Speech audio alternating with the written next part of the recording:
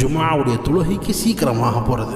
ஜும்ஆவுடைய நாளில் அங்கே செய்யப்படுகிற பயானை முழுவதுமாக கேட்டு அமல் செய்ய முழுமையாக முயற்சி செய்ய வேண்டும். ஜும்ஆவுடைய நாளில் நபிகள் நாயகம் ஸல்லல்லாஹு அலைஹி வஸல்லம் அவர்கள் மீது அதிகமாக ஸலவாத்துகள் ஓத வேண்டும். ஜும்ஆவுடைய நாளில் முடிந்தவரை அதிகமான தான தர்மங்கள் செய்ய வேண்டும். இந்த ஜும்ஆவுடைய நாளில் அல்லாஹ்விடத்தில் நம்முடைய தேவைகளை அதிகமாக கேட்க வேண்டும்.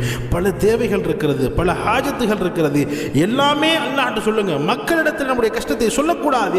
அல்லாஹ்விடத்தில் நம்முடைய கஷ்டத்தை சொல்லி அல்லாஹ்விடத்தில் கேட்டோம் என்று சொன்னால் அல்லாஹ் நிச்சயமாக தரக்கூடியவனாக இருக்கிறான். அல்லாஹ் தர ஆசைப்படக்கூடியவனாக இருக்கிறான்.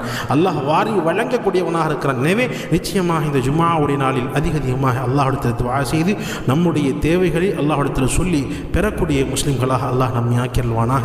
ஜும்ஆவுடைய முழு கண்ணியத்தையும் சரியாக பேணி ஜும்ஆவுடைய நாளில் அதிகமாக அமல்கள் செய்து அந்த அமலை அல்லாஹ் ஏற்றுக்கொள்வானாக. ஆமீன்.